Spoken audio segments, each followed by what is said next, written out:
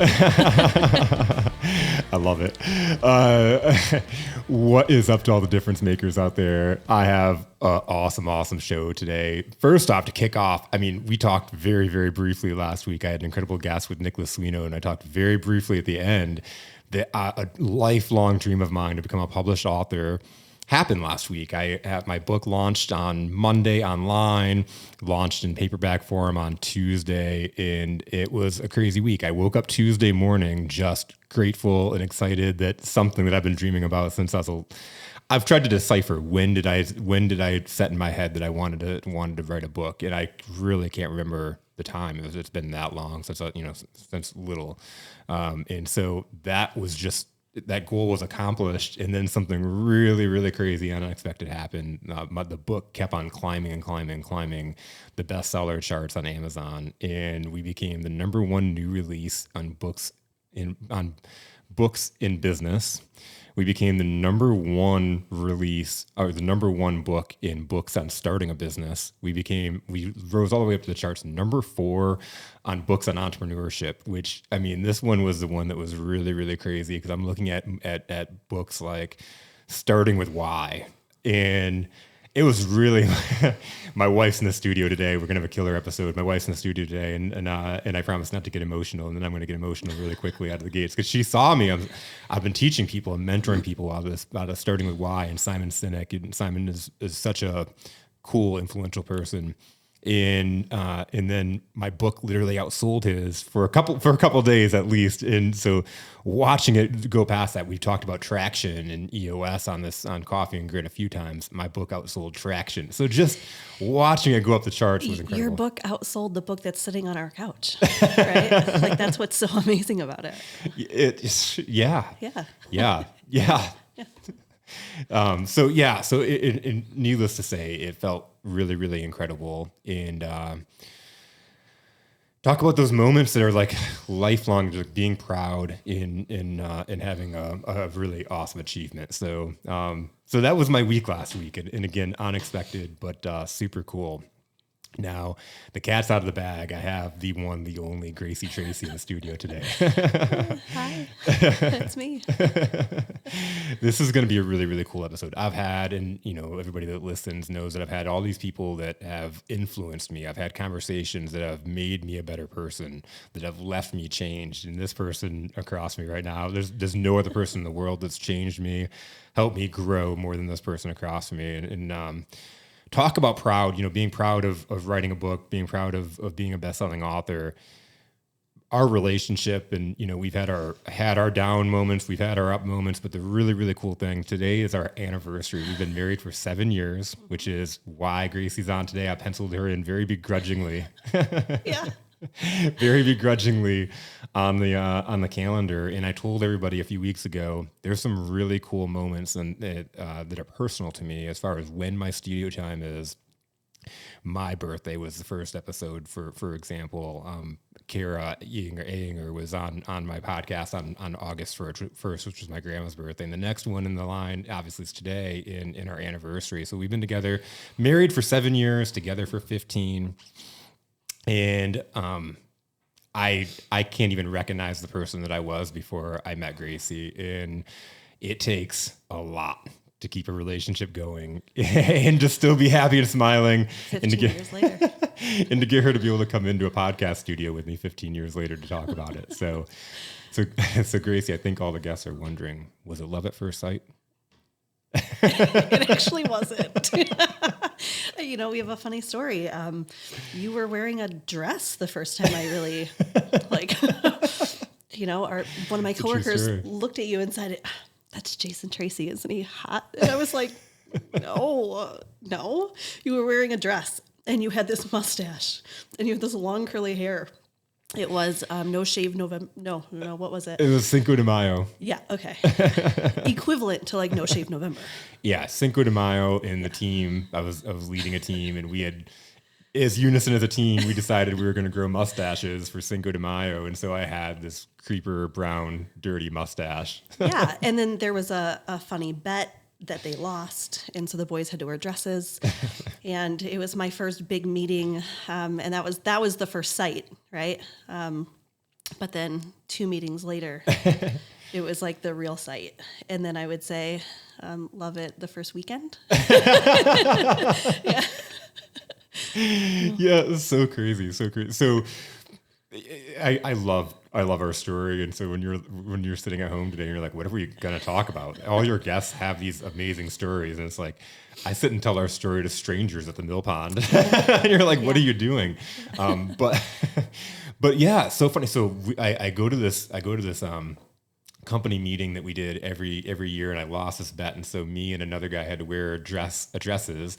I had this long curly hair because somebody at some point, the girl I dated before Gracie told me that it looked great and I should grow my hair out, and I should not. And I had this dirty brown mustache, and I saw Gracie, and I was like, who is that? But at the same time, I was dating a girl, and Gracie was engaged. Yeah. So we kind of joked about it, actually. We were hanging out afterwards amongst the group, and we were talking about, our significant others. But that very 2 months later, it was like, I broke up, me and my girlfriend broke up. You had your engagement, and broke off. And I was like, I really want to hang out with this girl. And so my friend at the time, Matt Halko, called you up and said, hey, my boy Jay really digs you. So it was a text, and it was after the night, after the company meeting, we had all went to Memories, right? So for those of you that live in Brighton, we were at Memories. Your local Memory. And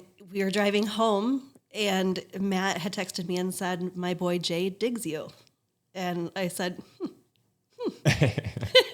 and then I kind of ghosted you for 2 weeks. So really awkward moment. We worked in a company. We met on the sales floor. We worked for a sales company, and so I was calling her location because she had some things that I needed to sell to a customer in her warehouse or in her inventory.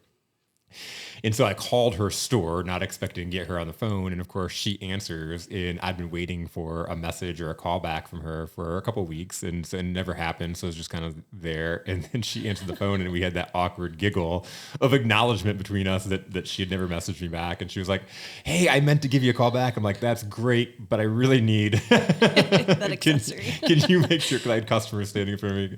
But she promised she was going to message me back. And then she did. And then it, just like that, led from dancing the night away at Stout, another Brighton favorite, to really spending every waking moment together. Yeah. Yeah, we lived an hour and a half away from each other. Which was, again, just a real topic of conversation. It was kind of funny. I remember our first phone call of like, so you really live in Lansing, huh? I'm like, yep. And I'm like, you really live in Westland, huh? I'm like, yep. And not ever thinking that it's going to go much further than hanging out or, just dating, and again, from that first date on, it was every single day. Every day. Yep. To the point where my brother one day, Jordan, said, is Gracie coming over tonight? I'm like, I don't know. We haven't talked about it. And you gave you a sideward look like, come on, man. She's over every night. He said, dude, she lives here. Dude, she lives here. I said, I still pack a bag. I have a bag in my car. I go home sometimes. Sometimes I go to your house. No, not very often. Not very often, no. Yeah. Yeah. And then, so we're going along in the honeymoon phases, and life is great, as in, any relationship where you're really finding each other in the first two months, 3 months, and then we find out we're having a baby. Yeah, we were having a really good time, and then all of a sudden I started puking my brains out. We said, no, yes. So yeah. And I'm unfolding this little story because it's one of those things I talked about being super proud, and one of the greatest accomplishments in my life is making things work when odds seemed against us. In most couples, any couple that I know, when they meet somebody and they find out they're having a baby within the next few months, how many of those couples make it? And so, kind of, what I want to unfold is some of the things that we've been through, and kind of we're not perfect by any means. We have our arguments now. We have our miscommunication gaps now. But I want to really unfold some of the things that we've had to learn and grow from to really make it for these 15 years. And in a lot of growing up that I know I had to do, in just we think completely different in a lot of ways. And then you add to it that we're two people that we meet each other and we find out we're having a baby, and really we're still strangers. Mm-hmm. And so we got to go through this process of getting to know who we are. Plus you have the hormones and the emotions. And I've got this immaturity of like, he passed baggage, not, from my childhood and things that I've got to get through. And so that didn't always mesh together well at all times. Yeah. What were you thinking kind of through this process? You told me that you weren't going to make me cry today. Jeez. I did say I couldn't. I don't think I really thought much of it besides like, we're doing it, right? Like, we can be honest. I gave you a way out. Yeah. And you said, no. You said, what kind of guys have you dated? It was happening, and I was gonna do it no matter what. Yeah. And when you said you were in, that's all I needed to know, right? And we took every day as it came, and we're still doing that. Yeah. 15 years later. 15 years. When something crazy happens, when circumstances change, we take a step back. We say, okay, it's just another part of the puzzle, right? It's huge. And,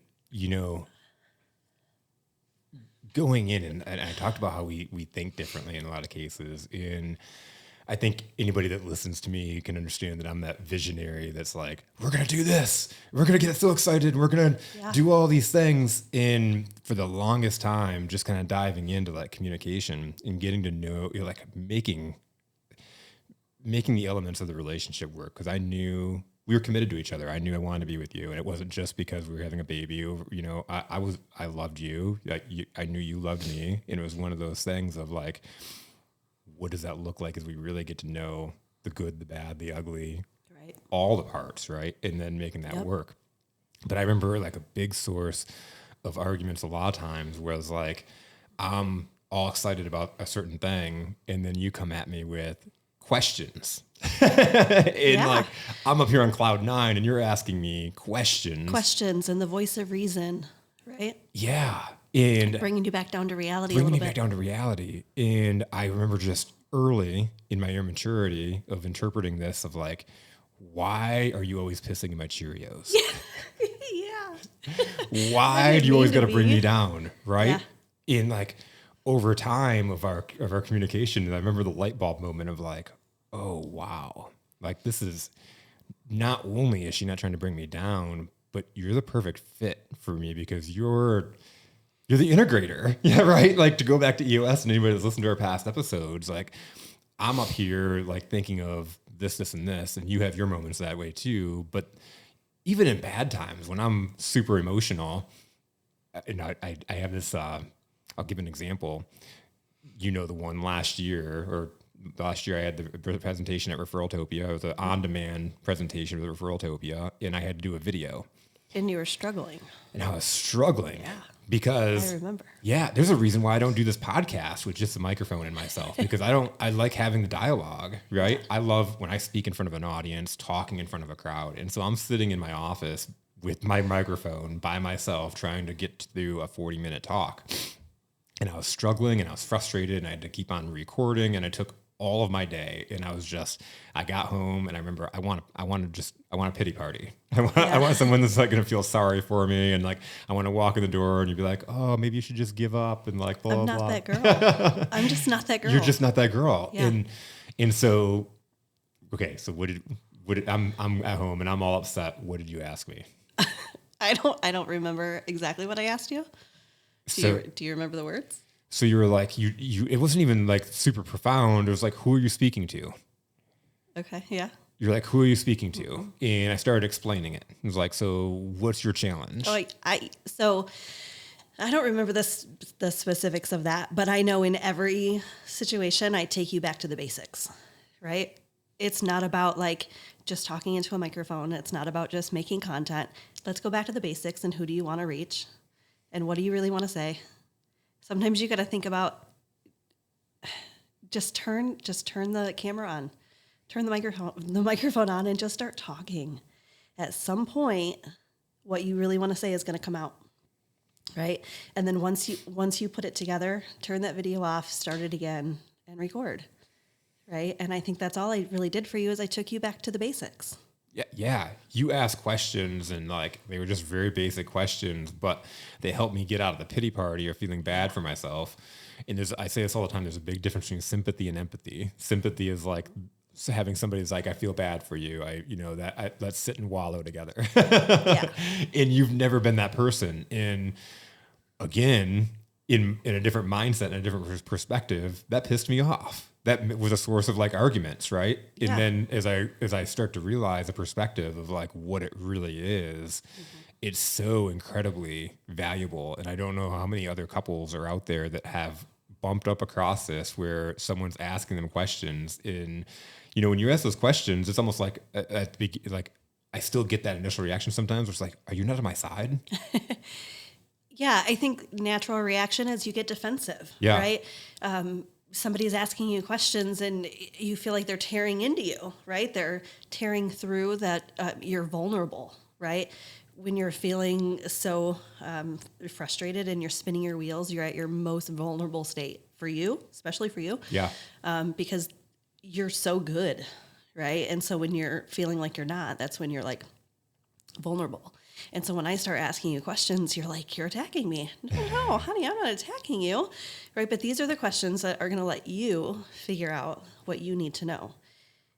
And if you can't ask yourself those questions, somebody's got to ask them. Someone's got to ask them. Yeah. It's if you don't have somebody in your life that asks you the questions that help ground you and bring you back to reality, you need to find that person. And that's why I say going back to it and just all the things that I said at the beginning, you helped me grow more than any other person I've ever met in my whole entire life. And that's just a tip of the iceberg. But that, again, just from where my perspective was at the beginning to where it is now, to where it still hurts sometimes, especially when I really am in that pity party, because we all get that way emotional where our emotions are clouding what we can see. To have somebody that's like manning the ship and has the binoculars out and is like, has some clarity and is not in that emotional pity party, can like ask you questions and help ground you get out of it. It's life-changing. It is, and I think I grew through the process too, because my best friend said it the other day, I can be harsh sometimes.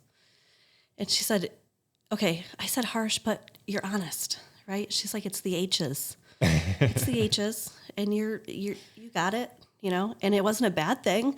Harsh seems like a bad thing, but it's not. It's just like reality seems harsh sometimes. Yeah. And so for me, the growth for me was figuring out how to change my tone, my delivery, right? Being a little softer for you when I see that you're vulnerable, because the questions are the questions no matter what, but your delivery is probably the most important thing. And I know, so you had these guys that were working for you that are like, oh gosh, like 13 years ago. Yeah. Okay. Yeah. Nate Fedora's like what, 6'4" and probably 6'4", maybe even taller, a big guy, big burly, like linebacker guy. Right. But inside he was a teddy bear, but because I was the only female in our store, I was the only female manager in the company in like 15 years. Right.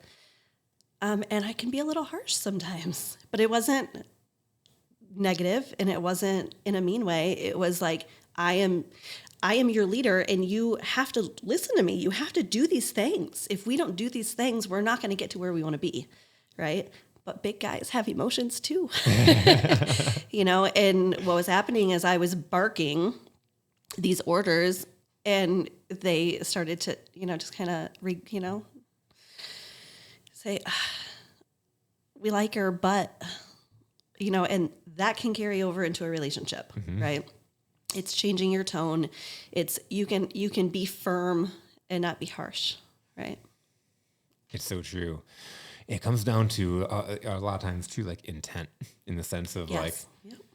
where is that coming from? Is it coming from a place of like helping or like being there, pushing, or is it coming from a point of like sarcasm, or there's both things there. Yeah, and I think ultimately my intent is always I'm coming from a place of love, right? Yep. And a case of caring. Especially at that job, at every job I've ever had, I have ownership. Yes. Right. And probably too much sometimes. And that can bring in those emotions that like, it just makes it intense. Those feelings become intense. Right. Exactly. Yeah. The other thing, and this is the other piece that is one of your strengths that kind of holds us down, is you have the ability to see both sides. And so again, falling in line with you asking me questions and kind of holding me accountable on a lot of stuff, you have the ability to see both sides. And so I'm like, why do you always take somebody else's side? And from learning, it's like, oh, it's not that you're taking somebody else's side. You're just kind of pointing out to me why this is. Right. So like the other side is not always somebody else's side. It's just the other opinion. It's the other side of the process, I'm not a yes girl, right? And that's what it comes down to. Yeah. Just because you feel the certain way, and we can say, for example, when you're feeling just so pumped about something, right? But there's something negative there, right? If I just go along with what you're saying, even though I have these feelings and I have, maybe I have knowledge, maybe it's just a feeling, whatever it is, if I don't say it, and then down the road, something bad ends up happening, I'm going to be like, man, I knew it. I should have told him. I should have said it. Yeah. I should have said it. And, I'm balanced. Astrology and all that stuff, I'm not going to say like I follow it to a T, but I'm a Libra. Uh-huh. And it's just one of those things. Every Libra I know feels kind of the same way. I have the ability to see both sides of every issue out there, every issue. And that's where when you want to vent to me, I'm going to let you vent, but there's probably another side, right? And I've learned over the years, the best way for me to say it is, maybe have you looked at it like this? And so you can have a pity party with me, but it's probably not going to last very long. It really, really isn't. And so here's a perfect example. I am not a person that enjoys rules. I get there needs to be laws. I get there needs to be basic things. I like rules. And Gracie loves rules. I think that we get overruled, and there's like got to be a rule and a law for everything in order to solve our problems. And there's to me, you can't create a sweeping rule to make life better. No, but I think you dislike the stigma of the rule, right? You're saying I don't like being told what to do? Correct. As to where I look at the rule as just a guideline, right? Something happened to create that guideline, and now it's called a rule, and nobody likes that word, right? It's just, it makes people feel like, oh, now I'm being told what to do. Everybody wants a little guidance, right? And so sometimes those rules are just there to guide you to make the right decisions. And I like that. I like process, right? And so sometimes rules are really just process. And that's a lot of times you're like, oh, no, they made this rule. And no, but that rule is really the process. And if that process wasn't there, could you imagine what kind of, what would happen? Right. Okay. So you throw it in a process, and I totally get that. So I can, again, you change my, you start changing my way of thought, but it's a sense of, when I want to bitch about a rule, sometimes you're not the person to do it. No, unless I want an understanding of it. No, and I agree. Like some rules are stupid. Yeah. Right. Some rules are made because something happened, but maybe it wasn't the right decision to be made. Right.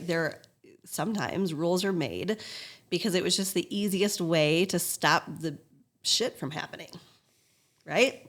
And so, but then it's been 25 years and that rule is still in effect when our circumstances are different. So maybe we need to take a step back and look at a different way to accomplish the same good outcome.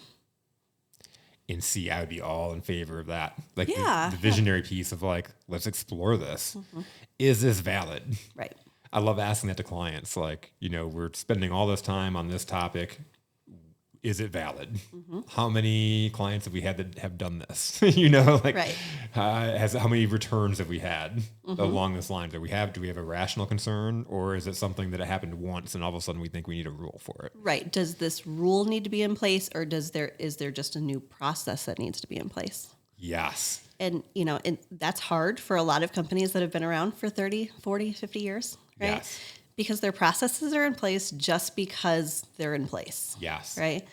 And a lot of times you don't want to disrupt what's going on. And so you just leave it alone.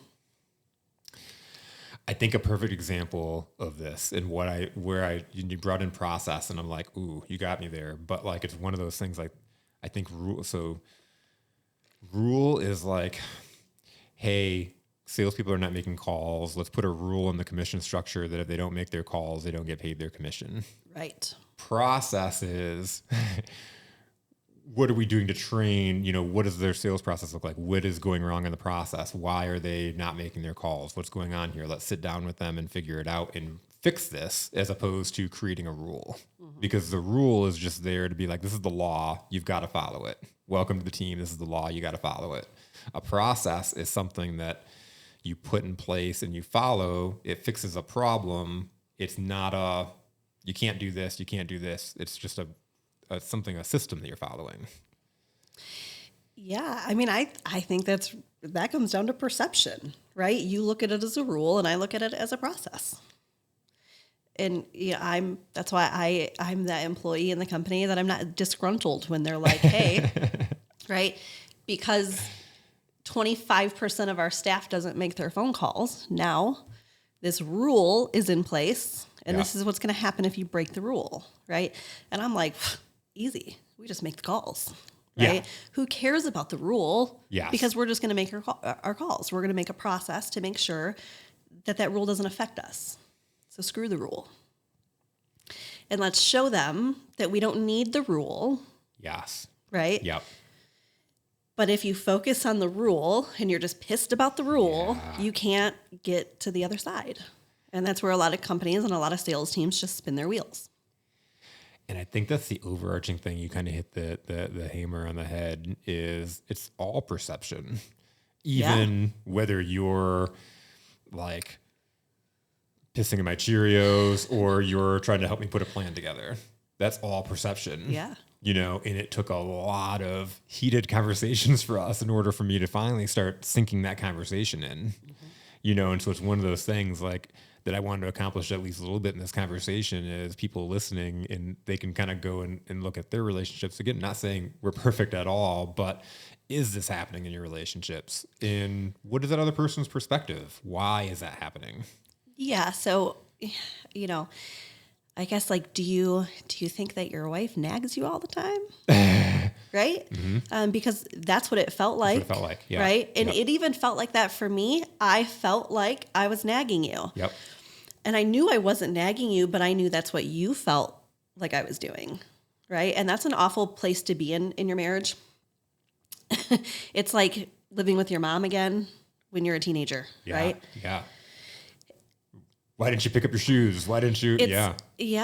But it's that perception, right? You're perceiving that it's coming from a bad place and that I'm, that I'm like aggressively reminding you, right? And for me, it's there and there needs to be a reminder, right? And so to get out of that realm of nagging, it's changing your tone, right? And it's finding different ways if the problem is you leaving your shoes in the middle of the doorway, right? Instead of just reminding you that your shoes are left in the doorway again. Yes. Right. Yes.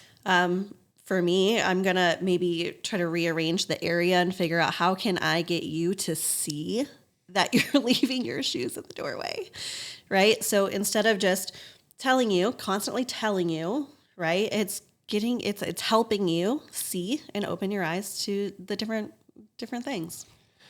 And I'm going to dive deep in here real quick in this situation because this is something that literally happens. It's a real life situation. And it happens in everybody's life. So as Gracie is coming home and she's like, hey, why didn't you pick up your shoes? Hey, you leave a trail everywhere you go. And she's pointing out all these things and it comes off as nagging, right? Now, deep down, I understand that, yeah, I need to pick up my shoes. I need to, I probably even at some point in my head was like, oh, I need to pick that up. But then when she comes home and I didn't do that, now I've betrayed myself and her, and any of us start justifying. And you feel guilty inside. I feel guilty because I didn't do that. So then you're defensive when I bring it up. Yes. Because you already feel guilty. I start saying, well, you didn't put your clothes in the hamper. And then it's like, raise your hand if you're listening to this conversation first, right? And this is something that's happened. Like, hey, why didn't you pick up your shoes? Well, you didn't do this. And then now it's a back and forth and we're arguing. And the next thing you know, we're arguing about something that we did 2 years ago. but it all comes down to the same thing. Like I'm mad that you didn't do this and you're mad that I didn't do that. But in the end, we're both mad because like the house is cluttered. Yes. Right. And we're not even mad about it. It's just, it's weighing in on the good vibes. Right. And that's what happens. I'm not nagging you, but when I walk in, and I think this is a problem in a lot of relationships, it's what women see versus what men see. Yeah. Right? We can walk into the same building that neither of us have been in before, and I'm going to see different things than what you see. Yep. Right? And that's an activity that we do with our clients, right? So what do you see? But when I walk into the house, I see the trail of Jason, right? I know where he's been at in our house because his coffee cup is one place, his notebook is in another, his iPad is in another, and I know he's been being productive, so it's okay because you're being productive. Apparently, I listened to like too much Hansel and Gretel and like all those stories back in the day, eating breadcrumbs. Yeah, and I know that at some point in your afternoon, you're going to be like, where did I put that? Yeah. Where did I put that coffee? Where did I put my iPad? Where's my iPencil, right? Like, where are all of my things? They're strung across the house. But for me, I walk in, and that's all I see. Yeah. And it's because I'm zeroed in because clutter triggers me, right? And I think because we work from home, yes, right? That was a new thing for me. I have to have the house picked up before I can focus on work. You can just turn it all off. You can work on anything, on anywhere, with any noise level going on in the anything in the house, and I can't. Yeah. If I beeline it to my craft room and start working, the moment I need to go to the bathroom, I'm going to see the things that I should have done last night. Yeah. But I didn't. So I'm going to take 5 minutes and do them, but then that 5 minutes turns into 30 minutes, right? And that's what happens. This is a psychology that I think most couples are dealing with because, again, first off, I think I probably have a better skill than most in that I can focus in extreme situations. Like, when we were breaking Jackson from the pacifier, I was like, you were like, you're going to drive screaming baby. What? I don't even hear that. Like, how do you not? I could. How do you not focus through it? Right. Yeah. I mean, I can be in a room full of salespeople and I can focus in on one salesperson across the room and hear what they're saying and tone out the rest of the noise. I think that's it's one of my skills, right? Yeah. I can focus in what I focus in on. Everything else is gone. You focus in on the details. Yeah, no, I love that. I love that when you can block things out and it's great. I can't. And I often think is working from home for me, right? Because I can't turn that off. So. No, and I think, again, it's why we work so well together.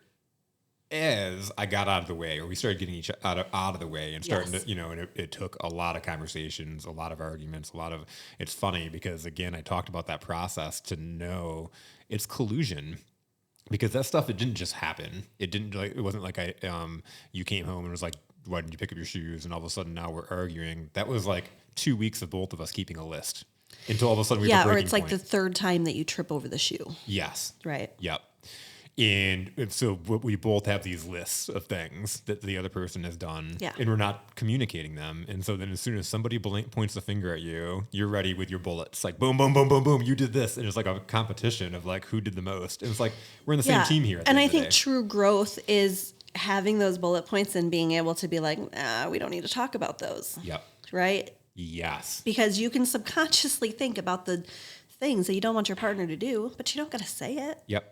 You don't got to talk about it, right? Yeah. Not everything needs to be a conversation unless those things aren't getting better, right? If we're working on things, we don't need to constantly talk about it while we're working on it, right? Let's keep growing. Let's keep working on the things. And we talk about what we need to talk about, right? And ultimately being defensive, we just have to, kind of be able to say our feelings without that perception from the other person, right? Yep. I like, it's like I want you to stop thinking while I talk. Yeah. Right? And I'm the person that's thinking and taking blame. And like I said, there's a lot of baggage from my childhood and stuff like that we've worked through. But I still have those moments where it's like I'm putting the blame on myself or feeling like your words are blame, and so I'm like defensive, right? And so it's getting out of that way of realizing, again, we're all on the same team. We're on the same team. You want what's best for me. I want what's best for you. Mm-hmm. And so at the end we of all the just day, want to be happy. we all want to be happy. Yeah. Yeah. Exactly. So you mentioned being happy and then working from home. And I think this is another area where we grew, because I think even when I started my business in that first year, during the summer, you had an opportunity to work from home, and it was like you knew we were not probably in a place where we could both be at home. And it was a few months later that we were able to be at a point, and now it's going to be 3 years in September that you've been home. Which is crazy. It's crazy. It's crazy. It's been a very fast 3 years. I know that it's that 3 year, to say 3 years, like kind of hits me because I still have customers messaging me.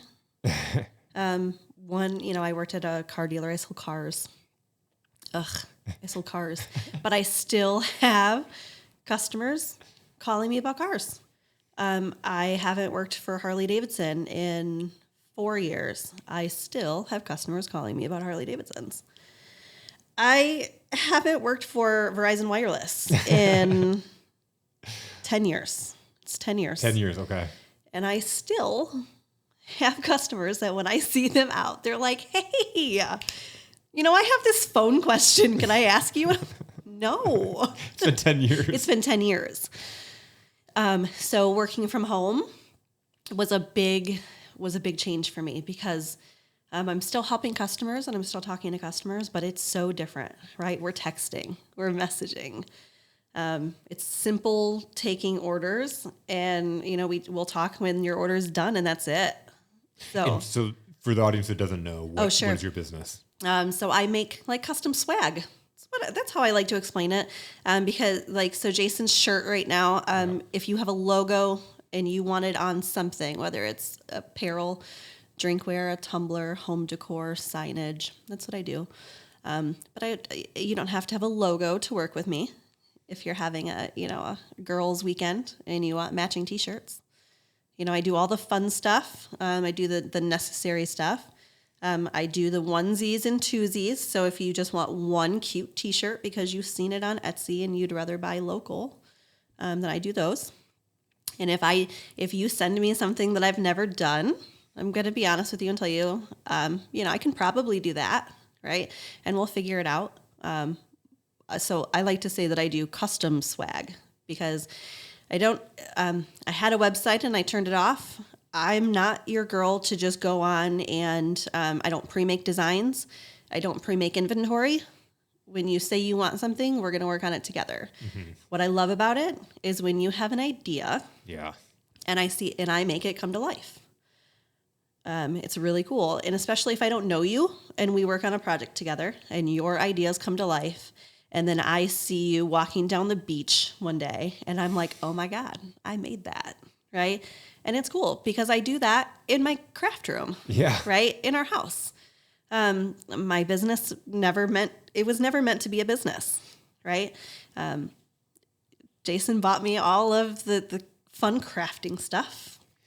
Knowing, first off, how crafty you are. Yeah. You got I like to excited. make You things. saw another person do this because you needed you needed something for Jackson. Well, yeah. So how it started was really football season came along, and there was a very short order window. Yeah. Right. And I didn't order. I dropped the ball. And here we are, like first time football parents, and I'm like, ah. It was basketball. And it was It was Christmas time, so it was basketball. Yeah, you're right. And so I posted in the group, right, in the moms group. Livingston County has a moms group that is phenomenal when you want information or when you need something, right? And so I posted in the group, who can put a name on a bag and a hoodie for me for Christmas? I went to this girl's house. I waited 5 minutes while she put it on. I left, and I got home, and Jason says, why don't you do that yourself? Yeah. And I said, well, because I need the machine and I need the things. I need all the things. And then Christmas came, and he bought me all the things. And this was literally only a couple days before Christmas. You were finishing shopping for Jackson. It was probably 2 weeks, yeah. And I know it was really close to Christmas because I'd already got my shopping done for you. And I know there was a couple years I did it early, but you know how usually I'm like scrambling around. So I had gotten all my shopping done for you, and I was done with everything. But I was like, I've got to make this, I've got to squeeze this in because one, I think you'll make the money back. Yeah, the gift that keeps on giving. Two, you're so crafty, and it gives you something to do, it gives you a hobby. But I could see you as entrepreneurial as you are, that you could make side money on it. Yeah, so that was not my goal, right? That was not what was in my mind. That Christmas morning, I was like, yes, I'm going to make myself all the fun stuff, right? But being the natural salesperson that I am, is what happened. I made some cool stuff and I posted it on social media, and people came out of the woodworks. Can I buy that? Can you make me one? Can you make that for me, but in a different color? Right. And so that's how it started. And it's been 5 years now. 5 years. It's been 5 years. And it allowed me to quit my day job. It's incredible. It's incredible. And you've had, we had sports parents. Yeah. So sports, because Jackson's playing basketball. That was the reason why it even started. Yep. And then he played football. And so we're seeing all these parents, and they're seeing all the cool Bulldog swag you're coming to the games with. It's like, where can I get that? Oh, I can make you one. Yeah. And it started, all the last minute moms, right? I'm one of them. We often were like, yeah, we'll order that stuff. And then we miss the deadline.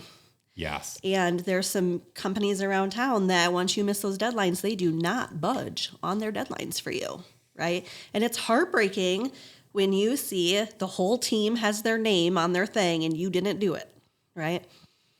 Yes. And so that's how it started, and then it just kind of grew. And I have so many I say, they're customers, but they're my friends now. Yeah. I have so many people out in the community that they will hear somebody say, where did you get that? And they're like, oh, I have somebody that can make that for you. Right. And that's what it's all about. It's also the sports, the sports moms and parents, you were making, and the kids. And so you had stuff going on there. In a lot of cases, or some cases, the sports parents own businesses. And so they got stuff. Yep. You were really good at social media and meeting and expanding your network. And then I have clients that I'm working on branding with their stuff, and they're like, hey, where do you get your shirts at? And so it's just made natural sense. And we talk about everything kind of fitting in line. All my clients have, the majority now, I've got a few newer ones that haven't, but almost all my clients that I've ever had have ordered their stuff through you. Yeah, definitely. And there's a few others that I'm still working on. So we were at SiriusNet, right? And I said, I am a product of natural networking, right? It's when you don't mean to be recommending your people to other people. You don't mean to be, but when a situation arises, you instantly think about your people, right? Yeah. And that's our goal, is to have these networks, right? It's like, it takes a village, and that's where it comes from. It takes a village to raise your family. It takes a village to have a successful business. It takes a village in all aspects of our life, right? And so for us, especially like we're not from Brighton, right? Yeah. We feel like we're from Brighton, but we're not, right? We're the official unappointed ambassadors of Brighton. So if you'd like to do a little tour around downtown, get a hold of us. Yeah. It's fun. I literally said that in a group on Facebook. I said, do you want to drive around with me? I'll show you around. But we love that about our community. We were walking down Main Street one day, right? And we seen Chuck, and he said, every time I'm down here, I look around and I expect to see you guys. Yeah. Right? You are that couple that I hope is walking down the street when I'm here. And we love that. And that's natural networking. We have created in our town, right? If you need something, we know somebody that can do it for you. And going back to dreams, that was a lifelong dream for me. I don't know what it was. Maybe it was like a significance thing, but I wanted to be in a town where like we had connections, where you could walk into a restaurant and people would know your name, where you could walk down the street and people would honk the horn and wave at you. Yeah, We're playing basketball in our driveway and people honk and wave. Like we've made that. And, and it's really cool. There was a day last year I was sitting in Great Harvest with Jackson, and this gentleman walked up to our table and was like, "Hi, I've never met you, but I recognize your voice from all your podcasts. Yeah. I just want to come over and introduce myself." And Jackson's like, "What the?" Yeah. That's just so cool. And it's something that I've always strived to. And it's something like we've did that together. Yeah, absolutely. I would say that's the best part about all the jobs that I've had is meeting the amazing people. Yeah. Right.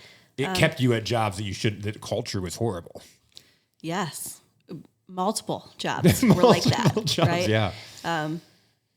I'm not a quitter, but I wasn't a quitter, not because of the management, not, because of my customers, my clients. Yep.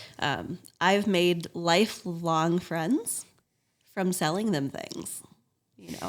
I've had those customer turned friends literally say to me, "Wherever you go, I'll buy whatever you're selling." And that our goal was to teach. At the very beginning, our goal was to teach salespeople how to do that. Yeah. Sales is so easy. We make it so hard. Yeah. And you're someone that was right out of the gates, outside of you being incredibly beautiful, incredible. Our personalities matched. We had a lot of fun. Outside of that, like knowing we had the same alignment as far as like watching you sell. There hasn't been somebody I've been so attracted to watching them sell. Aww. Like seriously, like going in, I'll never forget walking into Harley and seeing these big burly men walk up to you and instantly like think of you as less because you're a woman selling Harleys, and you start schooling them on the bikes, and all of a sudden you earn that instant respect. Watching that happen is so cool. Walking in and just hearing you calling somebody so naturally, being like, "I just thought of you." And we have this thing that, it's like just personalizing calls to them, but it's like real, right?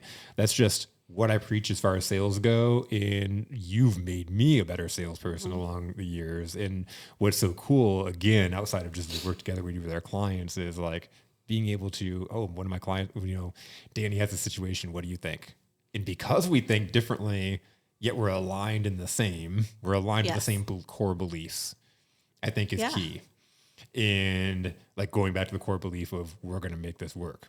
We're going to be together, right? This is going to like. Yeah, I think you and I, we see the end result being the same, but you and I have different paths to get there. Yes. And it balances each other, and that's why we work so well together. Yeah. And I love when I think you almost have to just start recording before you say it to me. But I love when you say, "I just got off the phone with this person. This is their situation. What do you think?" Right? Yeah. Because I have this natural ability to just spew out verbiage. Yes. Yeah. Right. And I may not know their industry. I may not know their product. I don't know their customer. Right. But it all comes down to real life. Like if we're selling something to somebody, we want them to ultimately just feel good about what we're doing. Right. If it's cleaning products, if it's office furniture, it doesn't matter. Right. Yep. If you need to buy office furniture, I want you to automatically think of me. Yes. Right. I said this all the way back when I sold cell phones. Everybody's got a guy, right? You think, the biggest players in your town, right? Yep. They've got their car guy, they've got their tire guy, they've got their, everything, right? I sold cell phones and I was like, I want to be your guy. Yeah. Right. And that's how it started. Yeah. Right. And so, sales for me, I didn't have a big sales mentor. Right. The one mentor I could say that is kind of my mentor is your same mentor. Right. Yeah. He was our guy. But I just learned it's about me. Right. And it's like, it's cliche, right? When you're in a sales meeting and what makes you different, right? And every sales team out there, somebody says, well, it's because they don't have me, right?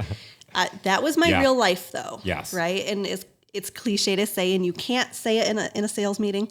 But I'm thinking it because I am the difference. Yes. I am the difference. Yes. Right. When I sell a car to somebody, I want them to not think about it being buying a car, right?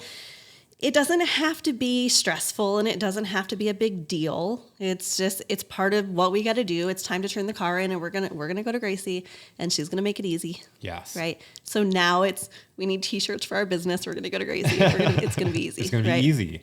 It doesn't matter what I'm selling. Yes. And that's what we want to do is we want to teach other salespeople to have that, right? Take the sales out of it and just be real, be who you are. I love how you said, I am the difference. Yeah. One, you've got to believe that. As a salesperson, you've got to believe that. If you don't believe it, your customers never will. Yes.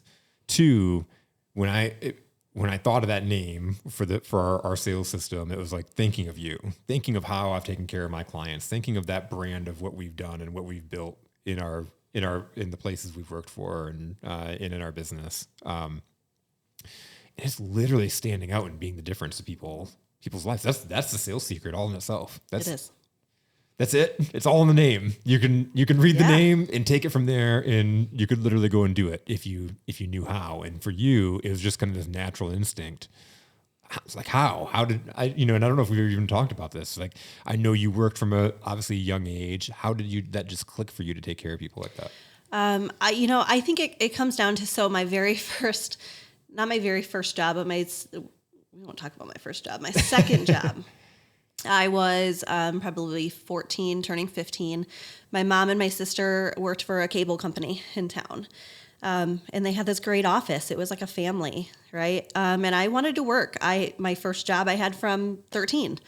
And I loved it. I loved working. And I loved knowing that people needed something and I could take care of it for them. But I was 13, right? But so working for the cable company, I didn't do sales. I did customer service. And at 13. I was 14. Probably 14 at this time, 14 to 15.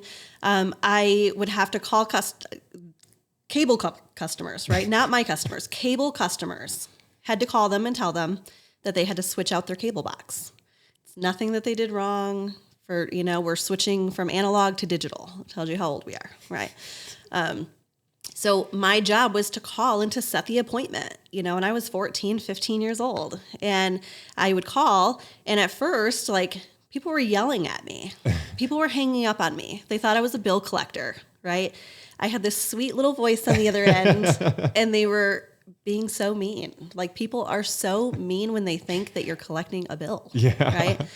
People would say, I pay my bill on time. Then why are you mad, sir? Right? But it was from that job on, I had to figure out how to get them to listen to me on the phone, right? We had to get past the point of them hanging up on me, right? And so at 15, I just figured out verbiage. I threw the script away, and I still do this. When I need to make a script, I write it out. I talk to myself. I open the camera on my phone and I turn the video on and I start talking. And as I say really good things, I write it down. And then I'm going to formulate my spiel on paper. And then I'm going to say it over and over and over again on my own camera and I record myself, I'm not sending it to anybody. Yeah. Nobody else is going to hear this until I've nailed it. Yeah. Right.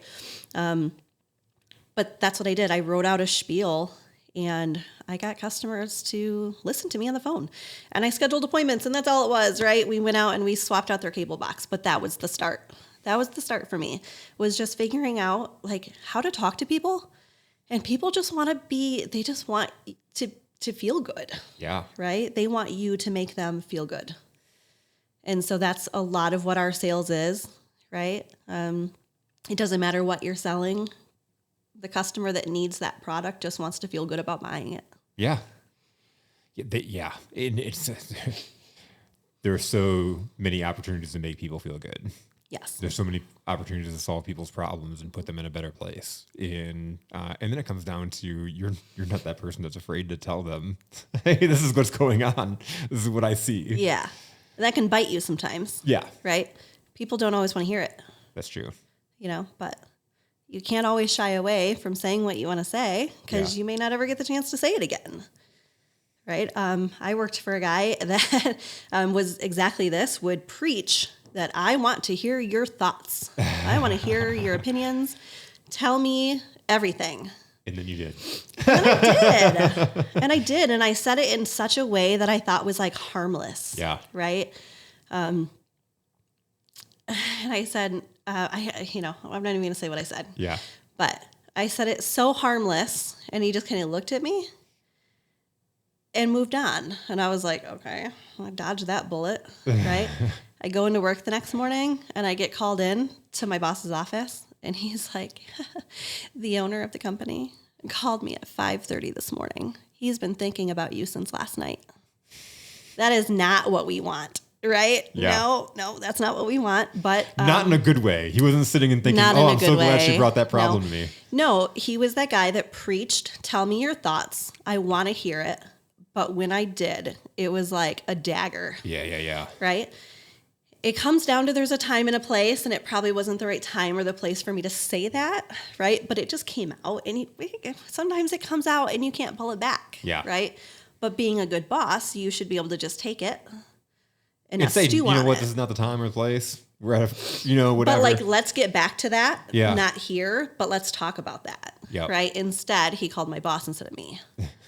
Right? And it was just like, what was she thinking? Well, she wasn't. Yeah. But that was a huge learning point for me. It was, to just... Not everybody really wants to hear that. No. They might say it, but they don't really want to. Yeah. Not everybody that says that they want your help really wants your help. Yeah. You talked about a few minutes ago, something that you do really, really well. And I think it helps you, whether you're stuck on something or to your point, you want to practice calling. And that's pulling out your camera and taking a video. Tell me a little bit more about that. Yeah. So that's like my secret. That's the goods, right? When you need to write a speech, when you need to do your minute in your networking group, right? And you're struggling, when you're making phone calls and you're like floundering, right? To get through that rough spot, literally whatever it is, you just open up your camera on your phone, and you're simply going to just record yourself giving your spiel, saying your speech or whatever it is. Even if you don't have your speech written down, you don't even know what to say, just start talking to yourself. Some profound things come out of your mouth when you're just talking to yourself and nobody's listening, right? I've done it for work. I've done it, okay. I wasn't going to say it, but I'll say it.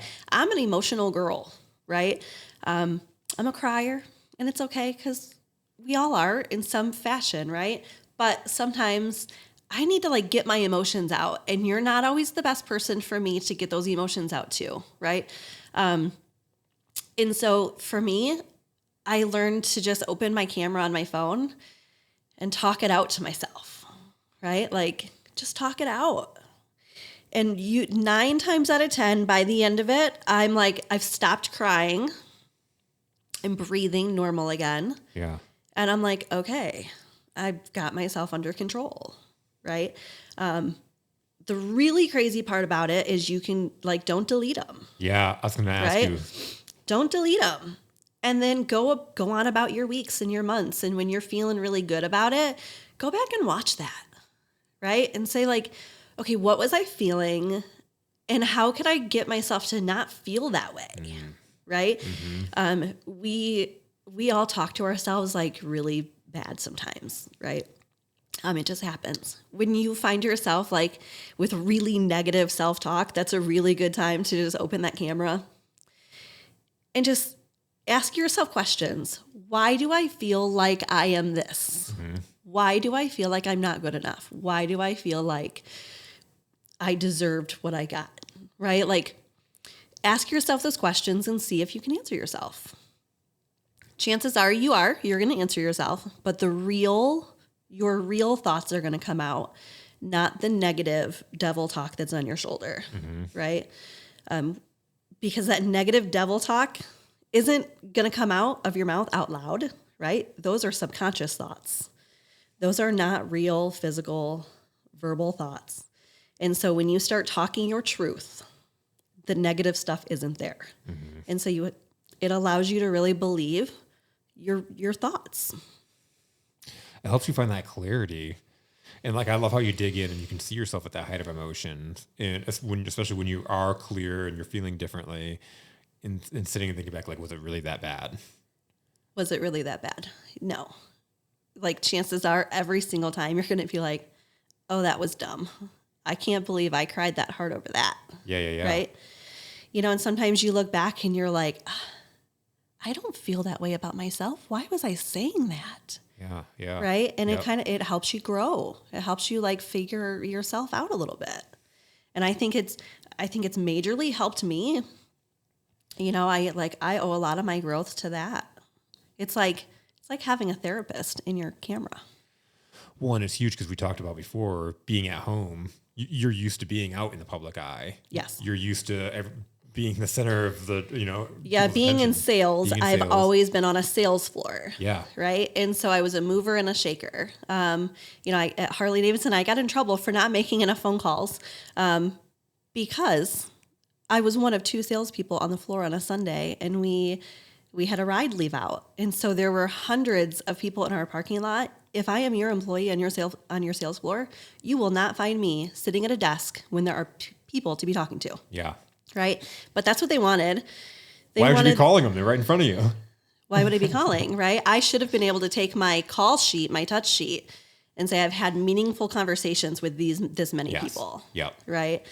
I'm just used to I'm used to being in front of people and talking to people. And that's why here I am working from home by myself, because you're working. Even if you're home, we're not next to each other, right? So I'm by myself a lot. You will find me in the grocery store talking to random people. Progressive commercials.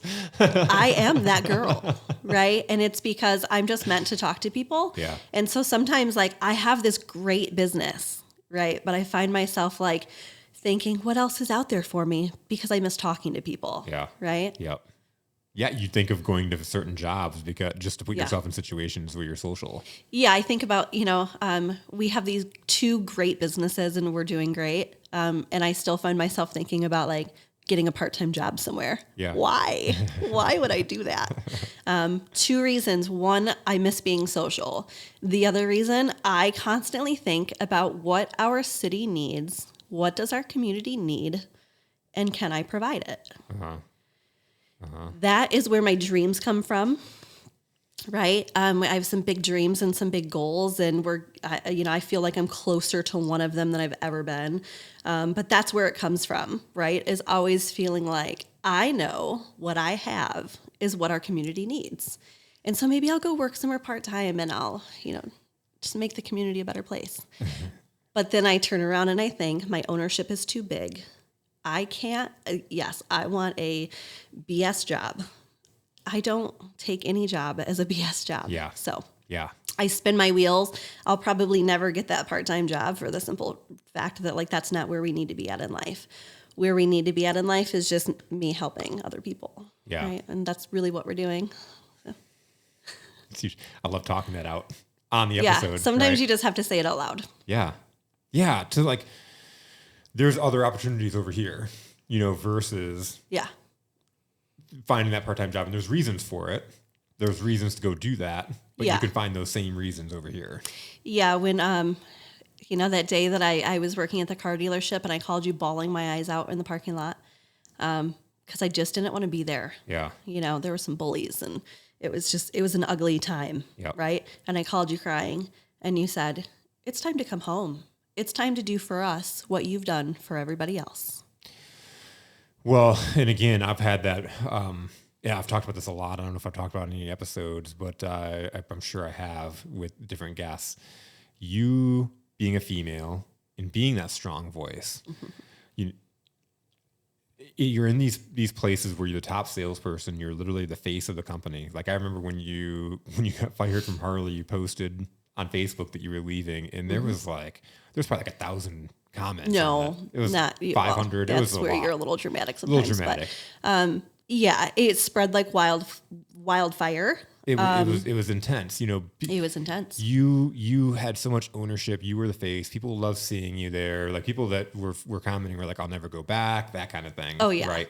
And so my whole point is, I talked about the negative cultures. You were part of all these negative cultures, and now there's a lot of negative with that culture that we could go into. But the huge piece of you being a female that is opinionated, that has ownership, we're getting neglected, overlooked, abused. So I was constantly in management positions, and even at Harley, I would be put into management and pulled out, put in, pulled out, put in, pulled out. With every different sales manager I had a different role. But we would be in these sales manager meetings, and I would give my opinion. And I would bring up, we could do this process and we could do it this way and, all of the details, and it just gets overlooked. And then the very next meeting, a male coworker would say the same thing. And they would say, "Oh, that's such a good idea," right? What is it? Is it when I talk, like, what is it about? Is it my voice? Am I not talking loud enough? Why aren't you hearing me? Yeah. And it just comes down to women speak with emotion, right? And we have this passion and this emotion, and sometimes it comes out and it sounds like we're whining. It sounds like we're bitching, right? But it's really because I actually care about your company. Yeah. Right? Yep. And I've seen it time and time again. Yeah. And I got used to it happening. And I said, there's nothing I can do about it, so it's okay. I'm going to say it, and I'm going to say it as much as I can. And I'm going to give my opinions to the people that matter. And if you listen to it, great. And if you don't, then I'm not a good fit for your company. Mm-hmm. Yeah. And that was the point, to bring that full circle, is like, these companies don't deserve you. They get this full, like, they don't realize they have this unicorn and then they're destroying it with that culture. And it's like bringing you down. You'd come home in a bad mood. Like, you're working in a negative place all day, and you're going to feel that all day long. And it's like, let's come home and create your own reality, because you have so much talent. These companies don't deserve you. Yeah, definitely. And that's why when you wanted to start Roar, I seen the vision right away, right? Because there's so many companies that say they want help, but then they don't take your help because your help is free, right? Yeah. Nobody uses your free help, right? And so I could see the vision within your company, and I knew if there is a way to make a difference, what we want is for these businesses to find their own difference. And who better than to help them find the difference than us? And how it's progressed, my business is so busy that I don't get to help with your business as much, right? Yeah. But that's where it came from, Yep. the core vision. And that's why I support you wholeheartedly, because that soul vision is just who we are as salespeople. Yeah. So awesome. And I love that you were like, I don't have any stories to tell. Like, I listened to all your guests. They've got this story, and then you've told some amazing stories today, babe. So yeah. So I'll tell you guys, that's what happens when you're meant to be in the public and you work from home. yeah. You start to lose your oomph. So when you said, I booked you already, there's no getting out of it, right? Like, you're not going to make me go do it by myself, are you? Yeah. And the fact of the matter is it's our wedding anniversary today. Yeah. Right? So what better guest than me? So I see that now. I didn't see that 2 months ago when you told me that it was going to be me. Yeah. Or maybe a couple hours ago. But, yeah. You did, but it's like one of those things. And yeah, your emotions start to take over and you start like doubting yourself. Like, can I do this? Why me? Why should I do this? Can I do this? Yep. Do I really have anything to say? And I didn't open my camera, but I literally took a shower, and in the mirror, I'm like, get your mind right. Yep. Right? Like, I used to do these live Facebook feeds, right? For each different company that I've worked with, I did these live feeds, getting ready for rides or whatever. And like, those are popping up in my Facebook memories. And I was good. Yeah. I was so good. And so I had to like tell myself that, like, no, it'll be fine. And here we are. Here we are. And thank you for making me. You're very welcome, babe. I love you. Happy anniversary. I love you too. Happy anniversary. And just, I'm going to just real quick on imposter syndrome, because the thing is we compare ourselves to other people. I've had incredible guests on, and Gracie knows that. And you've mentioned two things in the past couple of weeks. One, what if I don't get as many views as what other people get? Like, that's not what it's about. One. Two, all these people have these great stories. I don't really have anything to tell. And that's BS that we tell ourselves, right? That's It is. all of us. And that was what prevented me from starting the business a long time ago, is because I'm like, what really value who wants to hear from me? And so I'm saying, like, if you're saying that, like, you have a story. And just to, shout out to Kara Ayinger, she was that same. I told Gracie, I'm like, you're not the only person that's tried to cancel out on me. Like, so many people that are just confident, great people are like, I don't, you don't want to hear from me, or I don't have this story. And Kara was that same way. And her LinkedIn video has been viewed for almost 400 minutes on LinkedIn. So not only are people clicking it and watching it, but they find her interesting enough to watch the full 3-minute video that's up on LinkedIn. Right. So it's stuff that we tell ourselves that's not true. So, babe, thanks for fighting through it. Thanks for joining me. And thanks for joining me for these last 15 years. Oh, well, you're welcome. Thanks for having me. Absolutely, babe. Love you. I love you too.